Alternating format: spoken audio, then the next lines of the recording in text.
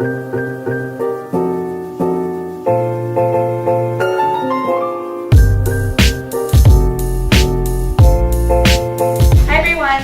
back to my channel. So today I'm really excited because I'm going to be making chocolate cupcakes, but they're not just any chocolate cupcakes. They're so chocolatey, and I'm going to be topping it with cream cheese frosting, which is my favorite. So first I'm going to show you how to make the cake, and then I'm going to show you the ingredients for the frosting. So I have here cocoa powder, all-purpose flour, baking powder, baking soda, salt, eggs, vanilla, vegetable oil, sugar, just regular granulated sugar, and some buttermilk. The reason why I really like this recipe is because I have all of these things usually in my cupboard, and I think most people do as well, so you don't have to go out and buy extra ingredients. If you feel like making cake, you already have the ingredients. So let's get started. Okay, so one thing about the buttermilk, this time I had buttermilk on hand because I'm making pancakes this weekend, but if you don't have buttermilk, which I usually don't, I just use vinegar, and that makes something really similar to buttermilk. So I'm going to actually put that in the description box, how to make buttermilk if you don't have buttermilk and you just have regular 2% milk. I'm going to start with my wet ingredients first. So my sugar goes into the mixing bowl. Again, like I always say, if you don't have a mixer, that's perfectly fine. You can use a hand mixer, or you can even use your hand. It just takes a little bit more energy. It just takes a little bit more time to incorporate, but not having a mixer is not a problem. I'm going to mix the wet ingredients first. I have my sugar. The oil is going in as well. I'm going to put the vanilla as well. And I'm just going to put that on low for now. Okay, my mixer is not low. I have my mixer working now. While the sugar and the oil and the vanilla are incorporating, I'm going to crack my eggs. I always crack my eggs into another container before putting it into the batter, because you don't want to have your guests chewing down on pieces of eggshell. That would just be embarrassing, and it happened to me once, and learned from my mistake. So, see, usually I'm pretty good about cracking eggs, but I did get a piece of shell in my egg this time. So that looks pretty good. I'm gonna crack the other one. Okay, and that's good. So that goes into the mixer as well with the other ingredients. So you're going to want to mix this until everything is smooth. That should take about 2 minutes, I'd say. And then you'll put in the buttermilk. Okay, so everything is mixed, and I'm going to add the buttermilk slowly. You don't want it to splash. And that should only take about 30 seconds. So you might be wondering why I have all of my ingredients on this piece of parchment paper, and it's simply because it's really easy to put the ingredients into the mixing bowl when you can just fold it up like this.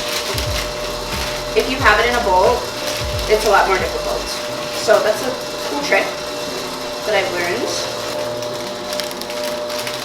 And then add it slowly so that it gets time to mix in properly.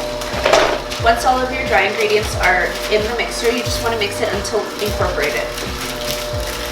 So my batter has been going for about 1 minute after I incorporated the dry ingredients. And this is what it should look like. It should be thick, but really smooth.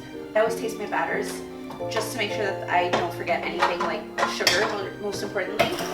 I know people are afraid of trying things with eggs, but I feel like a little bit won't hurt me. So it's really good. And I'm really happy that I try everything, because the other day I actually made a cheesecake and I forgot half of the sugar, so it actually tasted horrible. And it was for a birthday party, so if I hadn't tasted the batter, it would have been very embarrassing. Okay, so I'm just gonna line my cupcake pan tray, whatever it's called, with these disposable cupcake liners. And then I'm going to add my cake batter to each of them. It's really important that you don't overfill these, because then they will rise too much and have like a muffin top on top, and then it'll burn around the outside. Less is more in this situation. Half filled and you'll have perfect cupcake. I'm going to use this ice cream scoop. It's going to give me the perfect amount for each of them, and they'll be the same size. So that's an easy way to fill the liners. I actually really want to invest in one of those batter dispensers, because it just looks really easy. So I have my 12 liners filled. My oven is set at 350 degrees. At 15 minutes I'm going to check them. Everyone's oven is different, so just make sure at 15 minutes to check yours. They may need up to 20 minutes though. Okay, so the cupcakes are out of the oven, and this particular recipe made, 15. This particular recipe made 15 cupcakes. So now we're going to go ahead and make the cream cheese icing. So first I'm going to start with my butter, and this here is a half a cup of butter, so I'm going to put that into my mixer. And then also I'm going to use cream cheese. You can use whatever cream cheese that you want to use, but just make sure that it's full fat cream cheese. I'm not saying that the low fat one won't taste good. I've never tried it personally, and I don't think I ever will, because I just love how this one tastes so much. So if you want to try it, let me know how it is, but I don't use anything but full fat. Okay, so I'm just going to use one of these bricks, put it in with the butter, and then I'm going to cream that together for about 2 minutes or until smooth. So another thing to mention about making icing or anything that has butter or cream cheese, you always want to start with room temperature, because it's just easier to incorporate. If my butter and cream cheese wasn't at room temperature, it'd probably take a lot longer than 2 minutes. So just take it out a few hours before you're wanting to start baking, and it should be good.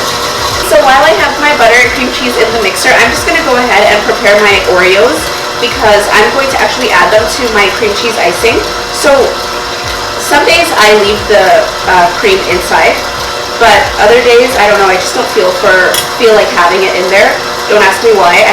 Today for some reason, I don't want the sweet creaminess of the filling, so I'm just going to go ahead and take the Oreo cream out. You can leave it in, it'll taste just fine. I've done it many times.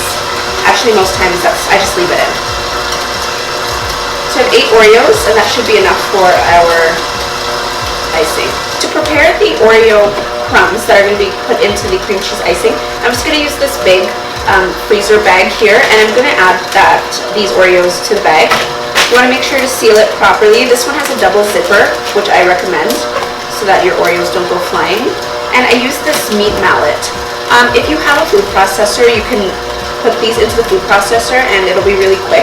But honestly, I don't want to wash the food processor, so I'm just going to use this. Usually I do. If I'm making a bigger batch, I will definitely use my food processor, but having to wash this and the food processor is not something I want to do right now. So just give it a few hits until it's, I don't want to say too fine, but I'll show you what it looks like when it's done. Pour my crumbs into this small bowl. This is what your crumbs should look like. There's still some texture there. They're not completely fine. If you want to go finer, you can do that, but this is just the way I like it. And honestly, this was done in the time that it would take to take the food processor out of the cupboard, so I really suggest that you try this method. Now that my mixture is nice and light, I'm going to add in the vanilla. Make sure you're using pure vanilla extract. And you want to mix that just until it's incorporated. Here I have 4 cups of powdered sugar. 4 cups sounds like a lot, and I usually don't use all of it, but sometimes I do need it, so I'm going to probably just start with 2 cups. And then I'm going to work my way up from there. I'm not measuring, I'm just eyeballing. 2 cups should be about half of this. So you want to add that slowly to the mixture. And I probably should have put this sugar on my parchment paper, because I'm having that same issue that I have spoken about. Having that issue right now, so use parchment paper for this part.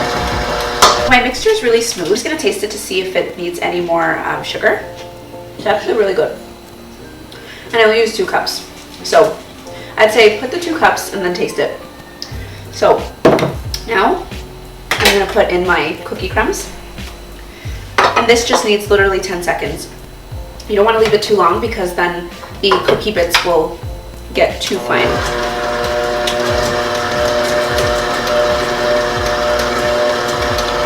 Okay, let's go. I'm just gonna give it a final mix to make sure everything is incorporated well. And then I'm gonna transfer this into a piping bag. I have my piping bags here, and the reason that I have two is because I have two different tips. I'm just gonna see which one I like better. I'm not sure. But if you don't have a piping bag, you can use a large Ziploc bag similar to the one that I showed for crushing the cookies, and you can just cut a little, you can cut the corner, and it'll work the same as a piping bag. It won't give you the really nice designs like these tips do, but it'll do the job. I'm gonna try with this tip here and see how it looks. I'm gonna start with the outer edge and just work my way in. I really like this tip actually. This is usually my go-to when I make cupcakes. Let's try this one. This one is not a winner. I'll use this one, and don't mind because I really like this one. So I'm just gonna do all of these and then probably top it with an Oreo decoration. You can leave them like this, but I usually like to decorate them with just an Oreo topping. So because I have the whole Oreos, I'm just cutting them in half. If you have the mini Oreos, those are so much cuter. I love using those. So if you have those, definitely use them. They're cuter.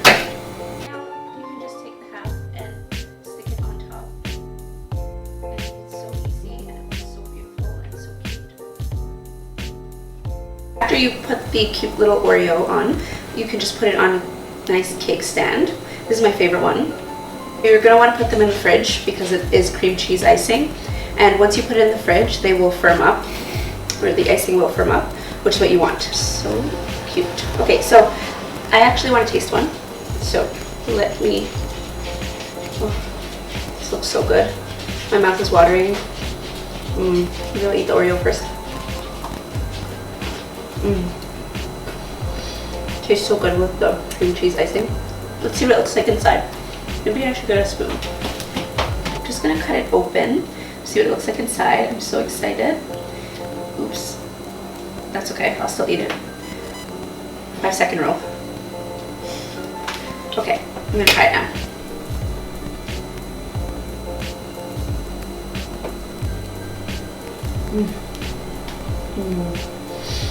I could eat 5, and I will.